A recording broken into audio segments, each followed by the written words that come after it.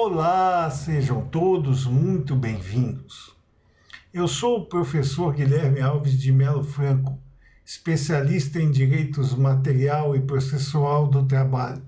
e previdenciário pela Universidade Estácio de Sá do Rio de Janeiro, formado em Direito pela Faculdade de Direito da Universidade Federal de Juiz de Fora, Minas Gerais. Estou a desenvolver no meu canal do YouTube, Guilherme Alves de Melo Franco Estudar Direito, um curso gratuito sobre os direitos material e processual do trabalho, que tem por objetivo o estudo da consolidação das leis do trabalho artigo por artigo, e como livro base, os meus comentários à reforma trabalhista, Lei 13.467, de 13 de julho de 2017, lançados pela editora Juruá de Curitiba, no Paraná, no ano de 2021. Essa é a nossa aula de número 230 desse nosso curso gratuito sobre os direitos material e processual do trabalho. E nela estaremos a desenvolver nossos entendimentos a respeito dos artigos 652 e 653 da Consolidação das Leis do Trabalho, que continuam a jornada jusoperária brasileira a respeito das competências dos órgãos da Justiça do Trabalho. Nesse sentido, nos diz o artigo 652 consolidado, que compete às varas do trabalho conciliar e julgar os dissídios em que se pretenda o reconhecimento da estabilidade de empregado. Algumas observações são importantes de serem feitas nesse momento com relação a esse dispositivo do inciso 1º da linha A do artigo 652 consolidado. A estabilidade, ela deixou de existir no cenário jusoperário brasileiro privado com o advento dos 30 anos da Constituição da República Federativa do Brasil, quando se perpetrou a carga máxima para que a prescrição atuasse com relação àquelas pessoas que não eram optantes à época do Fundo de Garantia do Tempo de Serviço e que continuaram a exercer após 10 longos anos de serviço anteriores ao advento da Lex Fundamentalis de 1988, suas funções normalmente sem aderirem ao Fundo de Garantia do Tempo de Serviço. Então, essas pessoas teriam direito à estabilidade, que é justamente um modelo anterior ao Fundo de Garantia do Tempo de Serviço, que proporcionava aos trabalhadores uma indenização por esse lapso temporal em que eles estivessem exercendo sua prestação pessoal de serviços aos seus empregadores. Na época, o Instituto Prescricional somente atingia as parcelas fundiárias após o lapso temporal de 30 anos. Portanto, até que se completasse os 30 anos da Constituição da República Federativa do Brasil de 1988, existia a possibilidade daqueles empregados que não ficaram sendo optantes pelo Fundo de Garantia do Tempo de Serviço, de não poderem ser mandados embora, ou seja, não poderem ter seus contratos individuais do trabalho resilidos sem a presença de uma justa causa. Portanto, não havendo a justa causa, não poder-se-ia demitir esses funcionários não optantes pelo fundo de garantia, porque os mesmos estavam agraciados com o Instituto da Estabilidade. Com o advento dos 30 anos da Constituição da República Federativa do Brasil, esta situação deixou de ser obrigatória e todas aquelas situações que estavam vigentes à época da implantação da Lex Fundamentalis deixaram de ter essa proteção estabilitária porque o Instituto da Prescrição atingiu a todas as modalidades de súplica relativas ao Fundo de Garantia do Tempo de Serviço e, portanto, a estabilidade que era apresentada ao mercado jusoperário brasileiro deixou de existir porque perdeu o seu objetivo com a incidência do Instituto Prescricional a partir dos 30 anos da Lex Fundamentalis. Portanto, após o advento dos 30 anos da Constituição da República Federativa do Brasil, deixou de existir a estabilidade no setor privado, embora ela remaneça no setor público por força dos estatutos que regem os funcionários públicos. O que acontece atualmente é a presença da mera garantia de emprego, que é provisória. Outra situação que merece nossa acuidade é a respeito da impossibilidade dos termos, embora eles sejam regiamente adotados, inclusive pelos tribunais, pela doutrina e pela jurisprudência, estabilidade provisória. A estabilidade ela não se mistura com a provisoriedade. A estabilidade ela resuma em uma situação permanente, enquanto a garantia de emprego é sempre provisória. Nesse sentido, portanto, o que se tem hoje é apenas a mera garantia de emprego da gestante, do dirigente sindical, dos membros da CIPA, porque ela se esvai dentro do lapso temporal em que a mesma permanece à disposição do empregado. A estabilidade não, a estabilidade era perpetuada pelo tempo, enquanto a garantia de emprego é sempre provisória e depende da solução que a norma jurídica aplique àquelas situações específicas, como é o caso da gestante, como é o caso do dirigente sindical, como é o caso dos membros da Comissão Interna de Prevenção de Acidentes e Assédio. Compete às varas do trabalho ainda conciliar e julgar-nos, diz o artigo 652, seletista, os dissídios concernentes à remuneração,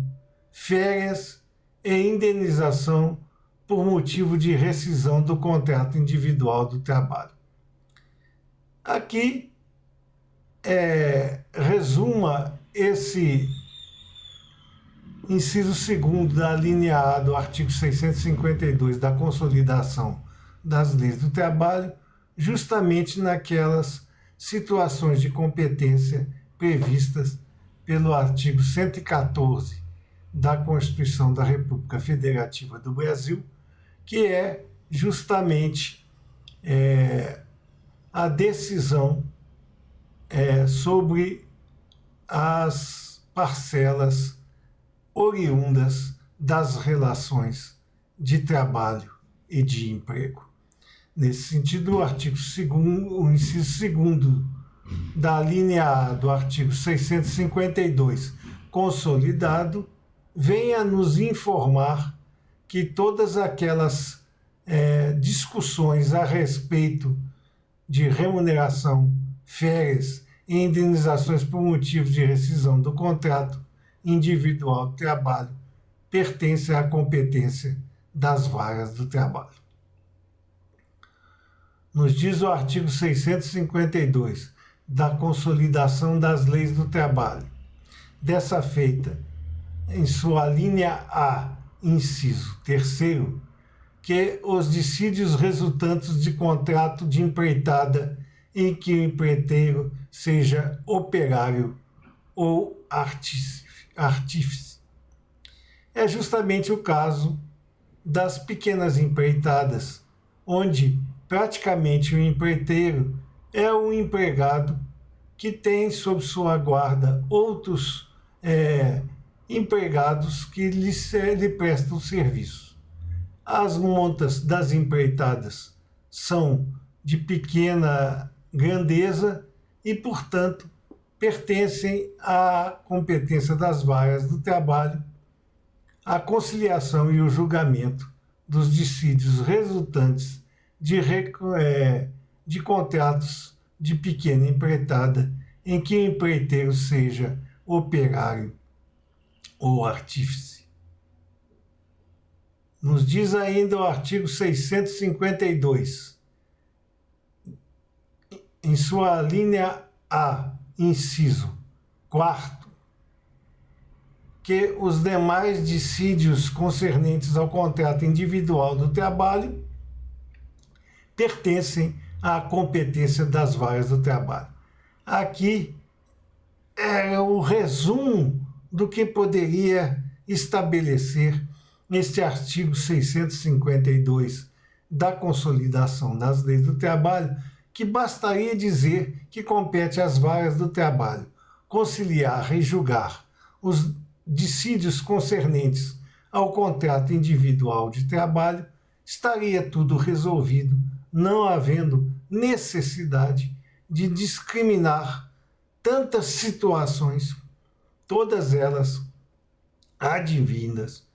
de dissídios concernentes ao contrato individual do trabalho. Assim, pois, o artigo 652 poderia ter sido redacionado da seguinte maneira: compete às varas do trabalho conciliar e julgar os dissídios concernentes aos contratos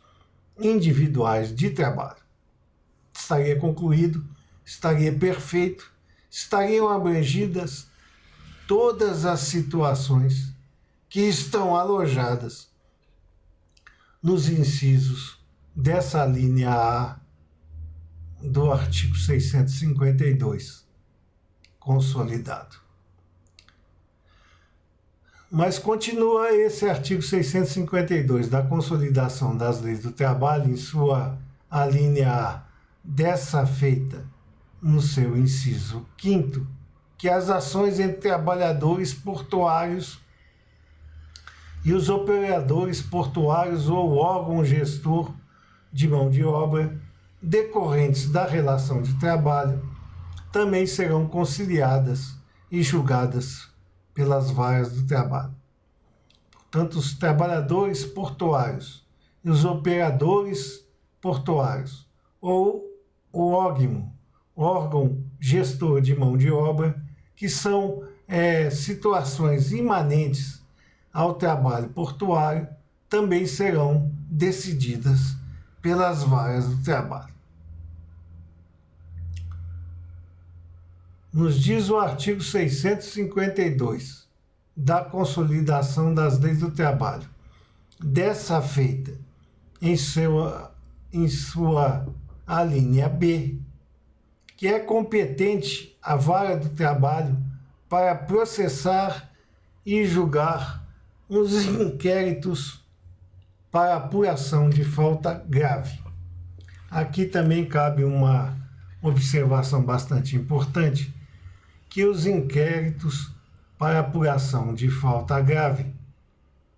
são obrigatórios apenas e tão somente para aqueles empregados que fossem portadores de estabilidade. Como já vimos nessa nossa aula de número 230 desse nosso curso gratuito sobre os direitos material e processual do trabalho, quando analisamos a linha A, inciso 1º desse artigo 652 da Consolidação das Leis do Trabalho, a estabilidade deixou de existir no ambiente jusoperário brasileiro com o advento dos 30 anos da Constituição da República Federativa do Brasil. E o que remanesceu foi apenas e tão somente as garantias de emprego, que são provisórias, enquanto a estabilidade era permanente. Nesse caso, o inquérito para apuração da falta grave deixou também de ter lugar no ambiente jusoperário brasileiro, porque a necessidade desse inquérito era apenas e tão somente dirigida aos portadores do objeto relativo à sua estabilidade. Não havendo mais estabilidade, não há falar mais em inquérito para apuração de falta grave. Há alguns doutrinadores e até parte da jurisprudência brasileira que entende que os inquéritos para apuração de falta grave também são devidos nas questões de garantia de emprego, como no caso das gestantes, dos membros da CIPA e também dos dirigentes sindicais. Embora possamos entender a possibilidade dessa situação, preferimos dizer que os inquéritos para apuração de falta grave apenas e tão somente eram dirigidos àquelas pessoas empregadas que possuíam estabilidade no emprego, já que a garantia de emprego ela é provisória e se dissolve com relação ao cumprimento do lapso temporal estabelecido para que a mesma dê frutos dentro do ambiente do contrato individual do trabalho. Nos diz ainda o artigo 652 da Consolidação das Leis do Trabalho, dessa feita com relação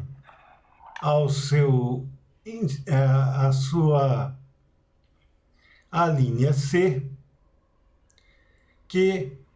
é competente a vara do trabalho para julgar os embargos opostos às suas próprias decisões. Portanto, a competência das varas do trabalho também se estende no sentido de poder processar e julgar os embargos que forem opostos às suas próprias decisões, embargos declaratórios, embargos à execução e outras modalidades de embargo apropriadas ao manejo processual de primeiro grau. Nos diz ainda o artigo 652, dessa feita em sua linha D, que é competência da Justiça do Trabalho em sua modalidade primeira, ou seja, das varas do trabalho, impor multas e demais penalidades relativas aos atos de sua competência. Portanto, as varas do trabalho podem impor multas e demais penalidades, desde que sejam relativas aos atos de sua competência. Portanto, os descumprimentos das ordens judiciais relativas aos atos da competência das varas do trabalho são passíveis de imposição de multas e demais penalidades pelas próprias varas do trabalho. Nos diz o artigo 652 da Consolidação das Leis do Trabalho, que é competência das varas do trabalho, em sua alínea E, decidir quanto à homologação de acordo extrajudicial em matéria de competência da Justiça do Trabalho. Aqui é uma matéria que vem sendo discutida com certa regularidade pelos órgãos da Justiça do Trabalho, que diz respeito à homologação de acordo extrajudicial firmado entre empregado e empregador em matéria de direitos trabalhistas, quando o juiz do trabalho afeita a determinada vara do trabalho para onde foi dirigida a súplica de homologação desse acordo extrajudicial,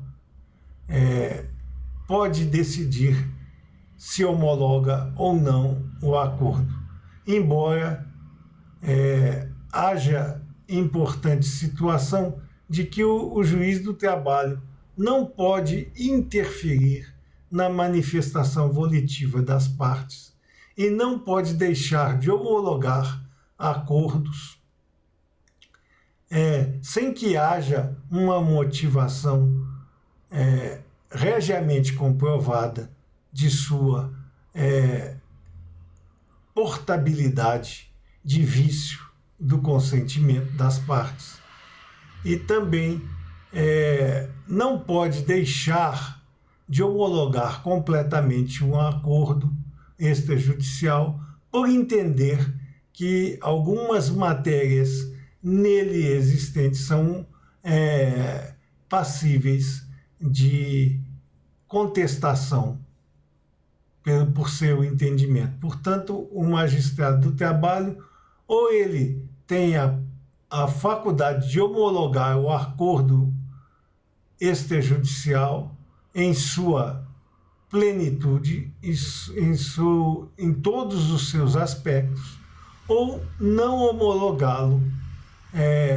de acordo com seu convencimento, por entender que algumas das situações ali previstas são prejudiciais a alguma das partes e dos seus direitos basilares.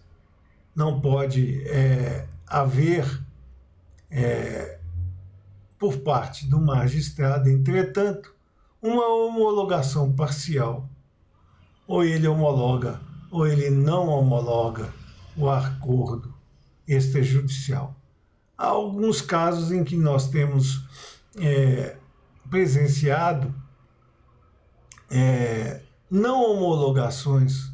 com base apenas e tão somente em que esses acordos extrajudiciais normalmente trazem uma cláusula de quitação geral. A nosso sentir, ser a manifestação volitiva das partes. Tende a uma quitação ampla e geral a respeito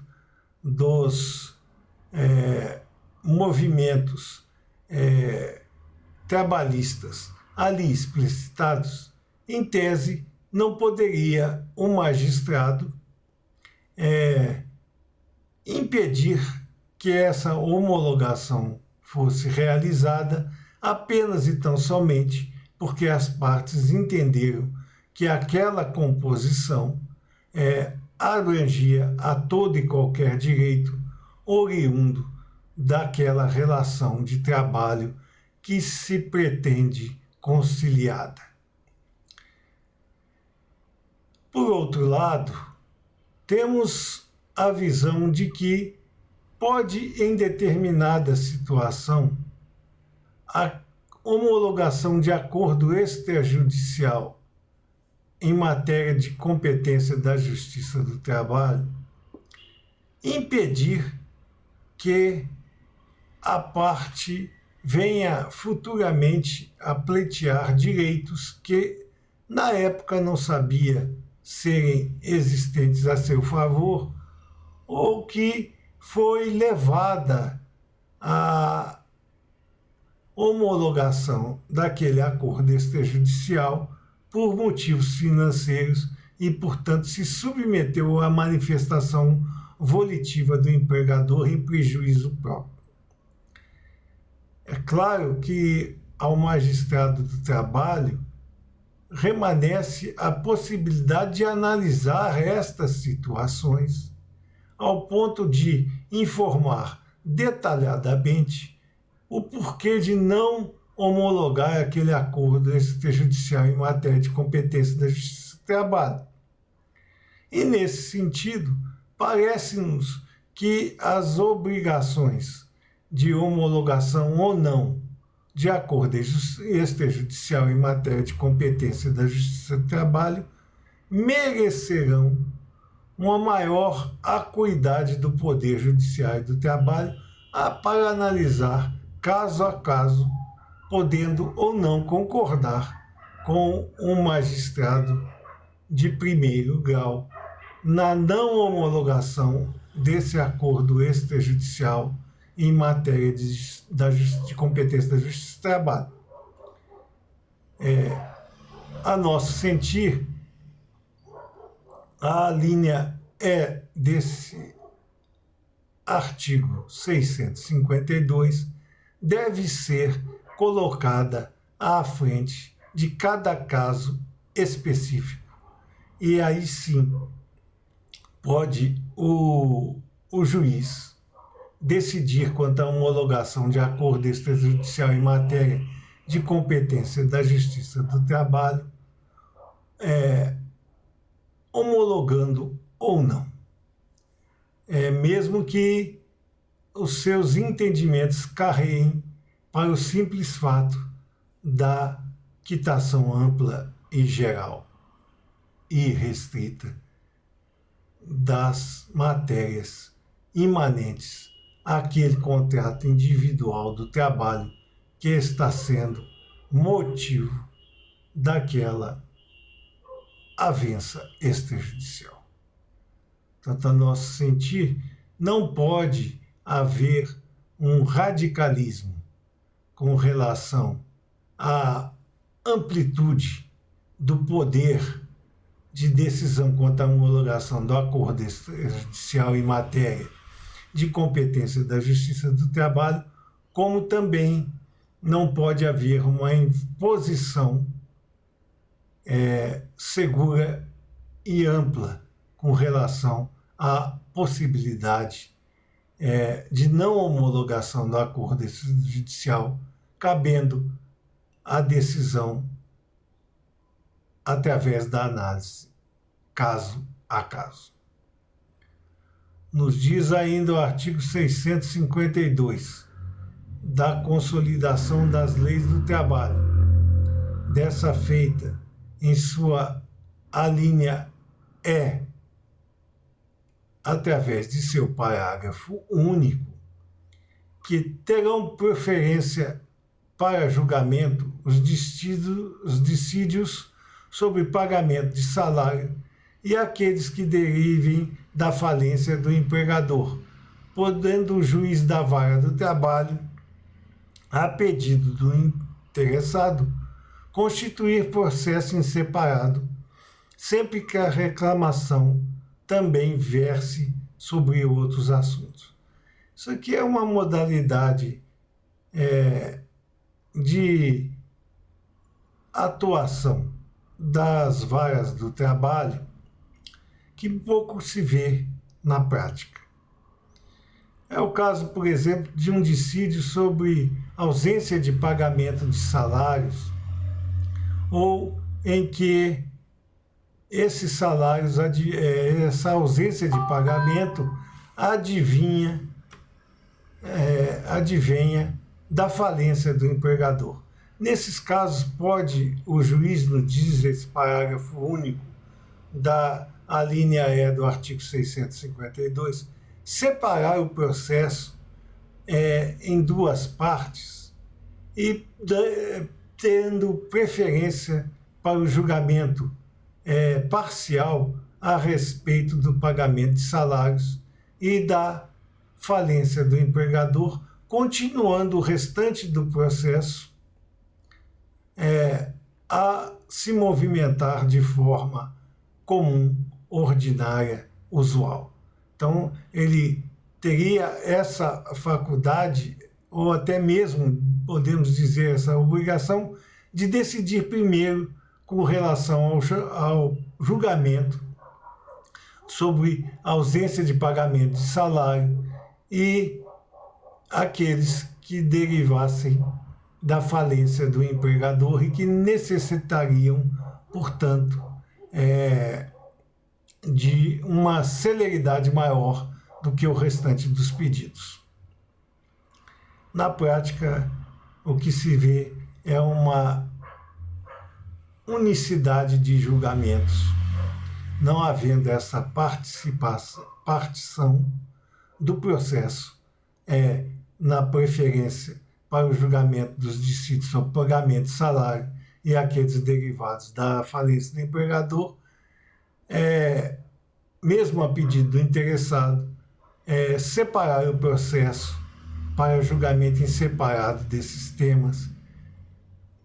sempre que a reclamação também versar sobre outros assuntos e continuando o processo a respeito desses outros assuntos. Na prática, não é comum ver esta situação e eu, particularmente, nunca vi uma diferenciação num único processo a respeito do julgamento antecipado a respeito do pagamento de salários e da falência do empregador e a continuidade do processo com relação às demais verbas. O que acontece com certa regularidade é que, normalmente, no caso, há o pleito de liminar com relação ao pagamento de salários e também às situações relativas da falência do empregador. Mas o processo é único e continua sendo único, e essas questões liminares podem ser revistas a qualquer tempo e, portanto, pertencem a um único processo. Não havendo o porquê partir um processo com relação a esses tópicos e manter-se o mesmo com relação aos demais. Nos diz o artigo 653 da Consolidação das Leis do Trabalho, que compete ainda às varas do trabalho requisitar às autoridades competentes a realização das diligências necessárias ao esclarecimento dos feitos sob sua apreciação, representando contra aquelas que não atenderem a tais requisições. Primeiro, a informação que nós gostaríamos de fazer é porque não entendemos o porquê do legislador não juntar o artigo dos 652 e o artigo 653 em um só tópico, já que todos os dois refletem sobre a competência das varas do trabalho. O segundo é que, com relação a essa situação, o juiz do trabalho tem plena liberdade de determinar às autoridades competentes que promovam certas atividades para o esclarecimento da verdade real daquelas condições advindas de determinado processo judiciário de trabalho. E também poderá admoestar aquelas entidades, autoridades requisitadas a promover essa atenção, multas e penalidades àquelas que não atenderem às suas requisições, normalmente por crime de desobediência, porque uma ordem judicial como todos já sabem, é para ser cumprida. E se não há o cumprimento dessa ordem, aquela pessoa para a qual foi dirigida está a cometer o crime de desatenção à determinação judicial, passível das penas aplicáveis pela legislação pertinente. Tanto os magistrados do trabalho têm o poder de requisitar às autoridades competentes a realização das diligências necessárias para a apuração da verdade nos processos judiciais do trabalho e aplicar multas àquelas que não atenderem a tais requisições. Nos diz o artigo 653 da Consolidação das Leis do Trabalho, dessa feita em sua linha B, que compete às varas do trabalho realizar as diligências e praticar os atos processuais ordenados pelos tribunais regionais do trabalho ou pelo Tribunal Superior do Trabalho. Aqui vocês vão se recordar de que quando nós estabelecemos a composição da Justiça Especializada do Trabalho, analisamos a situação de que os órgãos da Justiça do Trabalho se encontram coordenados pelo presidente do Tribunal Superior do Trabalho e terão a obrigação do mútuo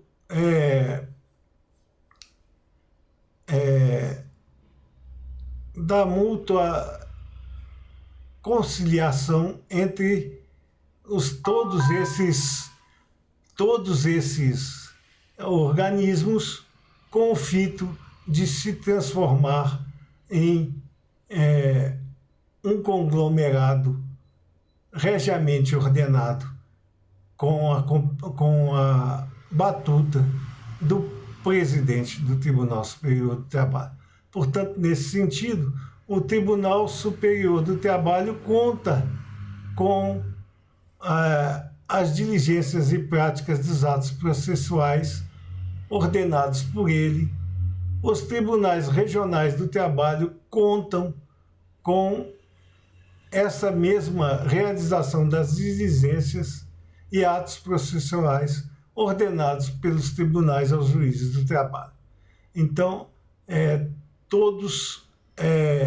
exercendo as suas realidades competenciais como uma engrenagem, colaboram entre si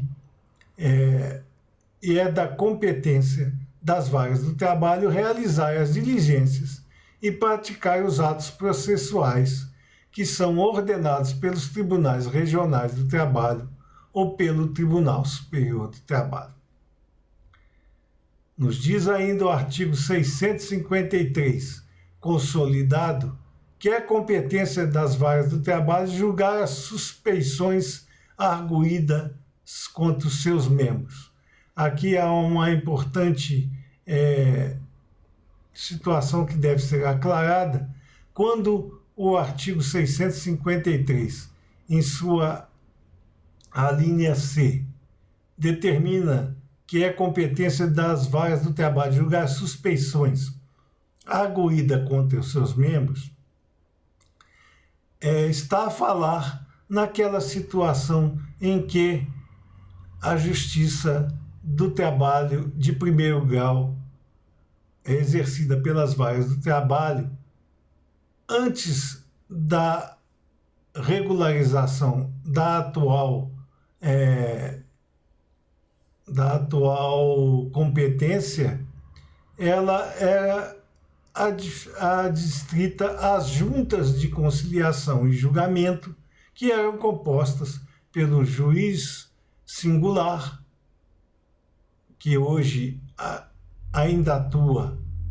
nas varas do trabalho, e pelos juízes classistas, um do empregador e o outro do empregado. Com a extinção dos juízes classistas, Portanto, o artigo 653, em sua alínea C, diz respeito que é competência da Justiça do Trabalho, através das varas do trabalho, julgar as suspeições arguídas contra os seus juízes singulares. Nos diz ainda o artigo 653 da Consolidação das Leis do Trabalho, dessa feita a respeito da sua linha D, que é competência das varas do trabalho julgar as exceções de incompetência que lhes forem opostas. Olha, as exceções de incompetência: ex ratione materiae, ex ratione territorii, e em razão da pessoa, que são as exceções de incompetência que podem ser opostas a nível de processo judiciário do trabalho, quando interpostas junto à Justiça do Trabalho em primeiro grau, ou seja, em relação às varas do trabalho, a competência para julgar estas exceções em razão da matéria, em razão da pessoa e em razão do lugar é do juiz singular do trabalho para a qual foi destinada aquela ação reclamatória de direitos. Havendo, então, oposição de exceção de incompetência, seja ela de que modalidade for, a competência para julgá-la é do juiz singular das varas do trabalho. Nos diz ainda o artigo 653 da Consolidação das Leis do Trabalho, dessa feita em sua alínea E, que é competência das varas do trabalho expedir precatórios e cumprir as precatórias que lhe forem deprecadas. Portanto, o ato de expedir precatórias e cumprir as que lhe forem deprecadas é da vara do trabalho para as quais forem as mesmas encaminhadas ou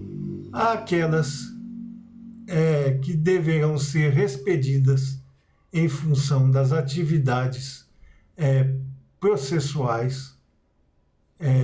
no processo judiciário do trabalho, ainda em primeiro grau. Portanto, se houver pedido de cumprimento de precatórios advindos de outros juízos do trabalho, ou se aquele juízo do trabalho a que foi destinado o processo judiciário do trabalho tiver a necessidade, poderá expedir precatórias aos outros juízos para cumprir as determinações que se entendem necessárias e que fogem à abrangência territorial daquela vara do trabalho. Então, o juiz,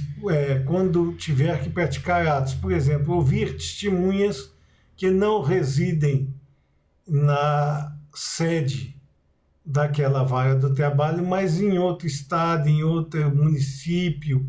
em que haja necessária a expedição de precatória para essa oitiva, poderá expedir essa precatória ao juízo em que se encontre adstrita àquela oitiva, ou quando lhe forem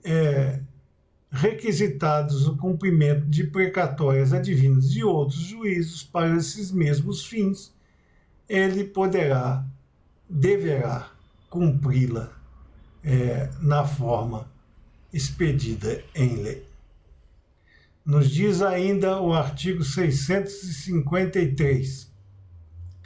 da Consolidação das Leis do Trabalho, que compete às varas do trabalho exercer, em geral, no interesse da Justiça do Trabalho, quaisquer outras atribuições que decorram da sua jurisdição. Portanto, além de todas essas situações previstas nessas alíneas do artigo 653, compete à Vara do Trabalho exercer, em geral, no interesse da Justiça do Trabalho, qualquer outras atribuições que decorram da sua jurisdição, numa fórmula mais ampla de atuação e que poderia também, como no caso do artigo anterior, resumir toda essa situação, desde que houvesse uma determinação de competência das varas do trabalho, exercer, em geral, no interesse da Justiça do Trabalho, qualquer atribuições que decorram de sua jurisdição, estaria tudo resolvido. Uma última análise antes de concluirmos o assunto dessa aula de número 230 desse nosso curso gratuito sobre os direitos material e processual do trabalho, nos vem à mente para alertar que, mais uma vez, está a ser incluído no corpus da consolidação das leis do trabalho assunto que não diz respeito aos direitos dos trabalhadores, mas sim à composição ordinária dos diversos organismos que compõem a Justiça Especializada do Trabalho e que deveriam vir não só em legislação apartada e específica, mas também com os regimentos internos dos tribunais, não precisando estar incluídos os temas aqui relacionados dentro do corpus da consolidação das leis do trabalho. Nesse sentido, nos vem novamente à mente a certeza de que há uma necessidade premente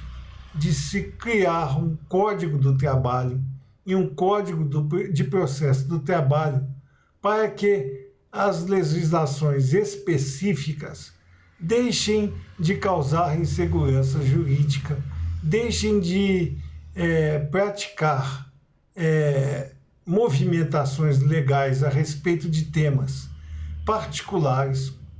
e adstritos aos regulamentos próprios dos tribunais e tragam para o âmbito da legislação trabalhista apenas e tão somente aquelas matérias indispensáveis ao movimento processual e material com relação aos direitos operários, fazendo com que situações como estas que nós acabamos de julgar, de decidir a respeito do nosso convencimento das matérias aqui apresentadas, estivessem aderidas a legislações específicas, alijadas do ambiente jusoperário brasileiro. Nesse sentido, é que concitamos ainda uma vez mais a reflexão sobre a necessidade ímpar de promovermos a existência de um Código do Trabalho e de um Código de Processo do Trabalho para que a legislação específica trabalhista esteja mais firme, mais enxuta, mais dirigida e com menos possibilidade de promover a insegurança jurídica. Estas eram as considerações que gostaríamos de fazer a vocês nessa nossa aula de número 230 desse nosso curso gratuito sobre os direitos material e processual do trabalho. E aproveitamos a oportunidade para agradecer a presença de todos vocês nessas nossas aulas e concitar a aqueles que ainda não o fizeram que se inscrevam no nosso canal e deixem seus likes nas nossas aulas, porque é através destas duas atividades simples que vocês estarão a nos auxiliar a manter íntegro esse nosso curso gratuito sobre os direitos material e processual do trabalho e podermos distribuir o conhecimento aqui arregimentado ao maior número de pessoas possível. Muito obrigado a todos.